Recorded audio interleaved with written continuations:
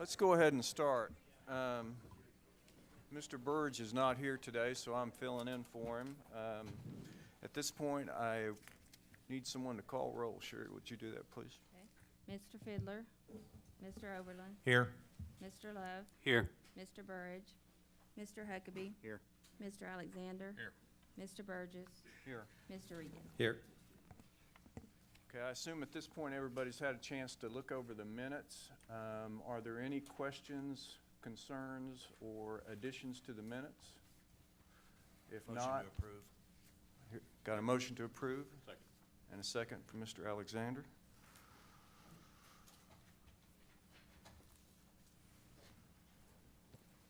Please vote.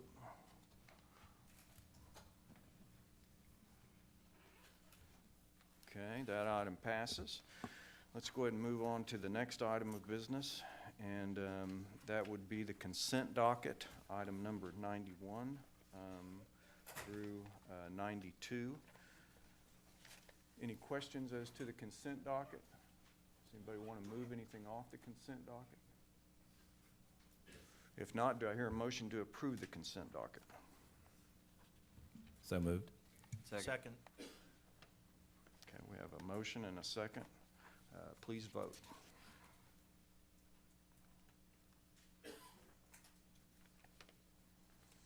Okay, Mr. Tiegler, that takes us to agenda item number 93, programming items. Good morning, Mr. Chair, members of the commission. Item 93, a programming item. This is in Tulsa County. This is a project to repair vehicle impact damage to 65th West Avenue over US 64. This project cost estimate is $350,000. We should have some plans ready for an October 2017 letting, and the party responsible for the damage is known. Approval is recommended. Try to answer any questions if you have any. Okay, any questions for Mr. Tiegler on agenda item number 93? Motion to approve item 93. Second. We have a motion and a second. Would everyone please vote?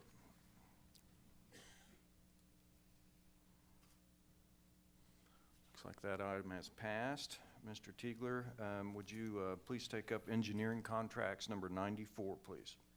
I have 7 parts to the engineering contracts this month. Part A is a statewide contract, our on-demand roadway geotechnical services. This is with Kleinfelder, Professional Service Industries, Red Rock Consulting, and Terracon Consultants. Part B is also statewide, our on-demand bridge geotech services. This is with EST, Kleinfelder, Professional Service Industries, and Terracon Consultants. Part C, this is our on-demand environmental services for our local government projects. We have selected 8 firms to do these environmental services. They are Able Consulting, C.H. Guernsey and Company, CC Environmental, CEC Corporation, CP&Y, Intercon Services, Garver, and Kleinfelder. Part D, statewide also, is our on-demand design analysis to support our 4F and Section 4F analysis report for our historic bridges. We have selected 2 firms. They are Infrastructure Engineers and H.W. Lochner. Part E is a statewide contract as well for our on-demand cultural resources. We have selected 6 firms. They are Amaterra Environmental, AMEC Foster Wheeler Environment and Infrastructure, Cox McLean Environmental Consulting, Mead and Hunt, TRC Environmental Corporation, and Verser. Part F is our Oklahoma County project. This is, we have selected HNTB Corporation to do the study for State Highway 152 that goes south on I-44, south to the I-240 interchange in Cleveland County and a little further south. This is with a total not to exceed $3,253,414.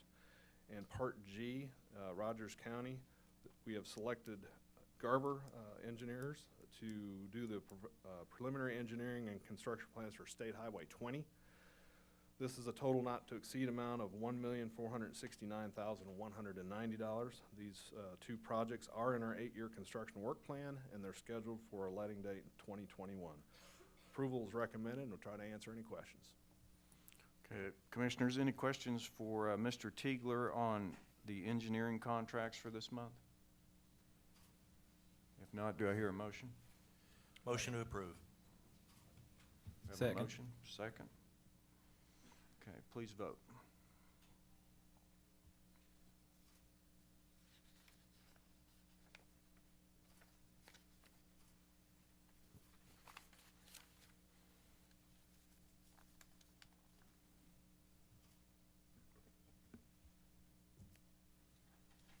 Are we good?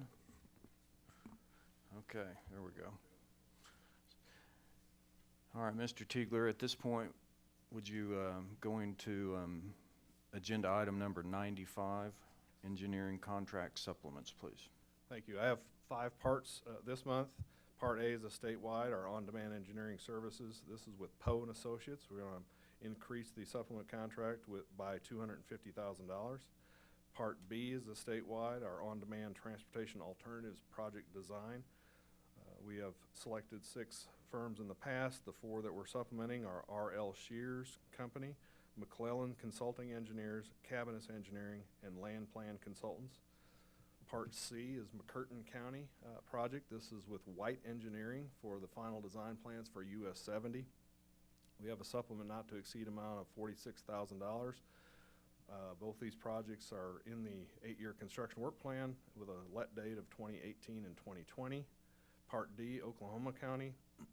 We have authorized previously Triad Design Group to do the plans for I-40, the bridges over Sooner Road and Douglas Boulevard.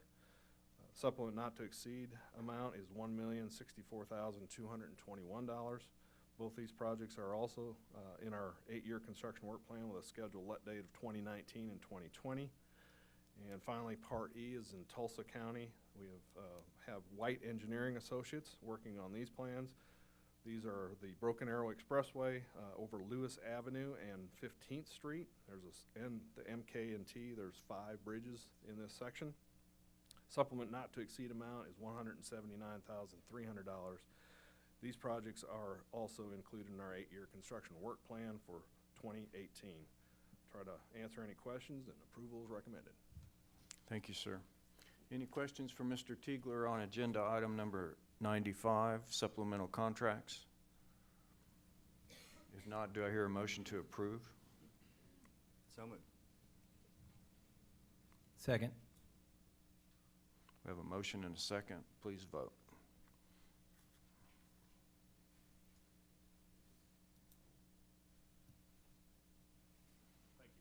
Okay, that happened in a hurry. All right, Mr. Atkins, agenda item number 96, the lettings, please. Mr. Chairman, members of the commission, item 96 consists of the final September, the tentative October, and the tentative November 2017 bid openings. And the department recommends approval of item 96. Any questions for Mr. Atkins on the lettings? Motion to approve. Second. We have a motion and a second. Please vote. Okay, thank you very much, Sam. All right, at this point, Mr. Leonard, agenda item number 97, the change orders less than $75,000. Mr. Chairman, Commissioners, I'd like to present item 97, parts A through X. These are change orders on projects with a cumulative total of change orders of $75,000 or less. No actions necessary, but I'd be glad to answer any questions. Any questions on agenda item number 97? It requires no action. I have one. Have you looked at the number of change orders that we're now not looking at? Is it 5%, 10%, whatever, now that we've gone from 50 to 75?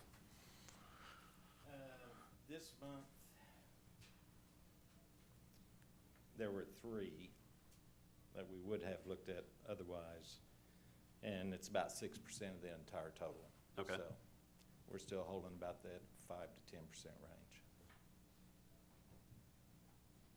Any other questions for Mr. Leonard?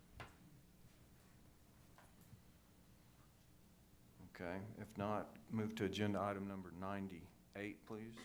Okay, item 98, parts A through X. These are the change orders on projects with a cumulative total greater than $75,000, and your approval is recommended. Okay, any questions, comments on agenda item number 98, the change orders greater than 75,000? If not, do I hear a motion to approve agenda item number 98, please? Motion to approve. Okay, we got a tie? I'll second it. Okay, and we got a second.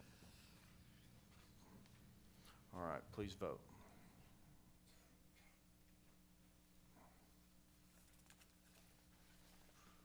Okay, thank you, Mr. Leonard. Okay, let's move to agenda item number 99, awards. Mr. Delsey. Good morning, Commissioners. Item number 99 are our recommendations from the June 15th bid opening. It is recommended that the following items from the June 15th regular bid opening referred to by call order be awarded. It's call orders 20, 30, 40, 45, 50, 70, 80, 90, 100, 110, 120, 130, 160, 180, 190, 200, 220, 230, and 240. It is also recommended that the decision regarding either award or rejection for the following item from the June 15th bid opening referred to by call order be deferred in accordance with state statutes for a period not to exceed 90 days, and that's call order 60. This concludes our recommendations for award. Your approval is requested. Okay, any questions on the awards? If not, do I hear a motion to approve agenda item number 99, please? So moved. Second. We have a motion and a second. Please vote.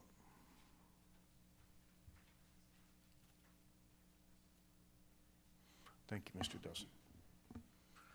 All right, at this point, we need to move to agenda item number 100. Mr. Parker.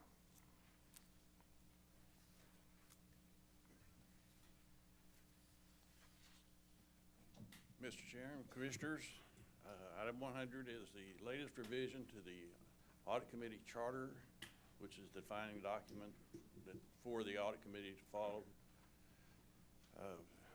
Annually, the Audit Committee reviews this document, determine if any changes need to be made, and we've reached a point where some revisions were required. The Audit Committee approved this charter. It's presented to you today on June the 5th at the Audit Committee meeting, and we ask for your approval. Okay, any questions of Mr. Parker in regard to the Audit Committee Charter? I'd like to personally thank all the committee members that were on that Audit Committee. I know that's well, it's a tough job. I'll leave it at that. Thank you very much for your service, guys. May I also say something? I'd also like to thank the ODOT team. We have 4 members on that committee. We're required to have at least 2, but we have 4 to have collaboration and some redundancy, and we take it very seriously, and we appreciate everything you all have done as well. We're required to meet twice a year, and we'll meet this calendar year probably 10 times, I'm guessing, 8 to 10 times. We've made some changes. We've worked on the backlog, so I just want to let you know I appreciate it as the chairman of that committee. It's one of those jobs that is a little bit thankless sometimes, because I used this analogy earlier and then people thought it was too dark, but it's like the CIA. You can't celebrate your victories, but if you make a mistake, everybody knows about it. And we appreciate everything you've been doing behind the scenes. Thank y'all. Yes, thank you. All right, any other questions, comments?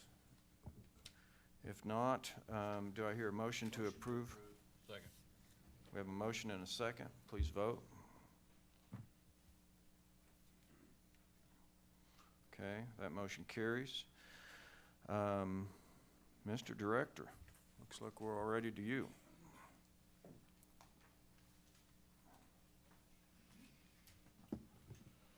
Thank you, Mr. Chairman, members of the commission. Just a few things.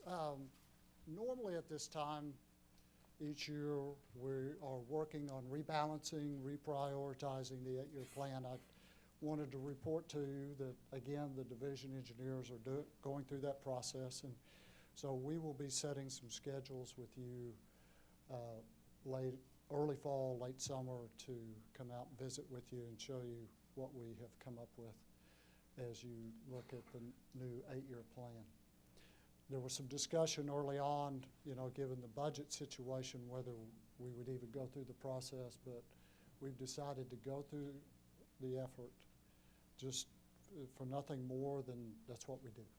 We need to make sure we're still heading in the right direction and that all of our budget for each project is at an adequate level. So we're going to go through that, and we'll report back to you individually and as a commission.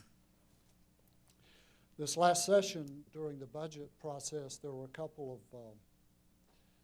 of things happened, and one, there was a bill passed, and according to recent reports from Volvo, the automobile manufacturer, this bill that passed was exactly the right thing to do. We knew it was at the time, but both the chairman of our appropriations committees in the House and the Senate, Senator Bice and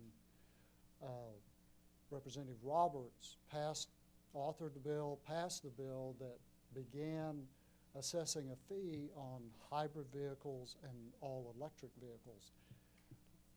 At the time, we knew that Tesla had already pre-sold 400,000 units of their new Model 3. That's to go with everyone else's electric vehicles that are already in the market.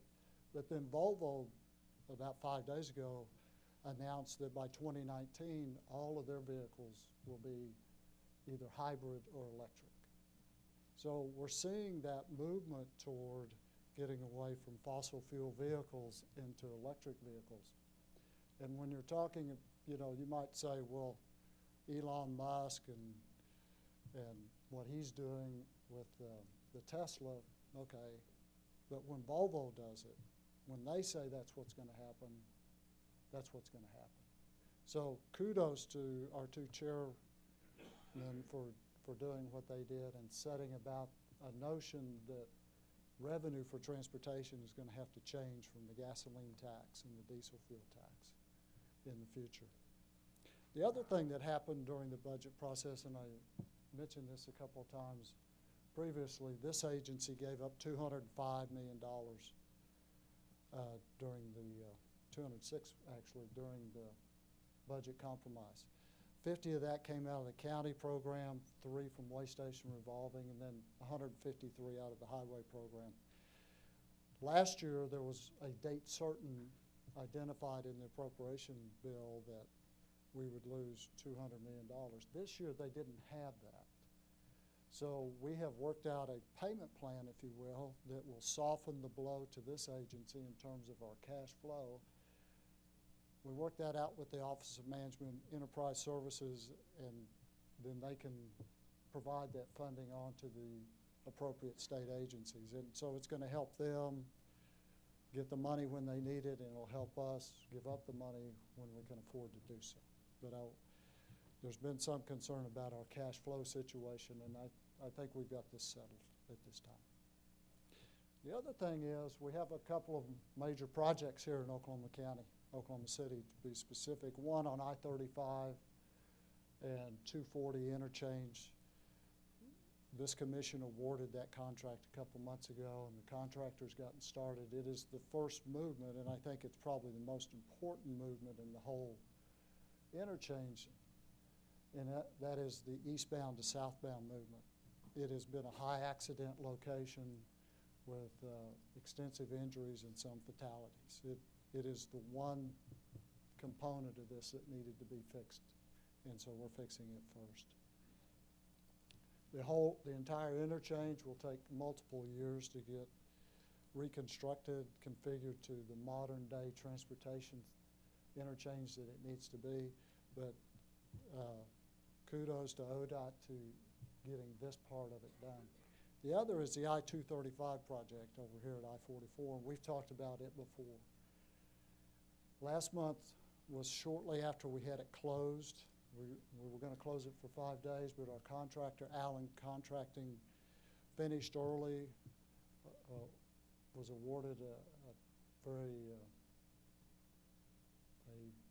beneficial for us incentive because it allowed the traffic to get back onto I-235. That project is weeks ahead of schedule, and we're very happy about that. Hopefully, we can maintain this momentum. If you drive through the construction zone, and we hope you don't, but if you do drive through the construction zone, you will see the railroad bridge under construction off to the side, off to the west side of the highway. Eventually, just to remind everybody, eventually that bridge will be picked up and moved into position to replace the current railroad bridge that crosses I-235. That will be something new for Oklahoma. It's been done in other states, Utah being maybe the most predominant one to ever use that technology, but we're anxious to see that happen. We're gonna put it in place and see how this works, see if we can use it in other locations in the state. Mr. Chairman, I'll be happy to answer any questions. Commissioners, any questions for the director? Looks like you're off the hook. Okay, thank you. Thank you. All right, at this point, any other business to come before the commission? If not, do I hear a motion to adjourn? So, second. Second. All right, call the roll. Mr. Love? Aye. Mr. Huckabee? Aye. Mr. Alexander? Aye. Mr. Burgess? Aye. Mr. Regan? We stand adjourned. Thank you.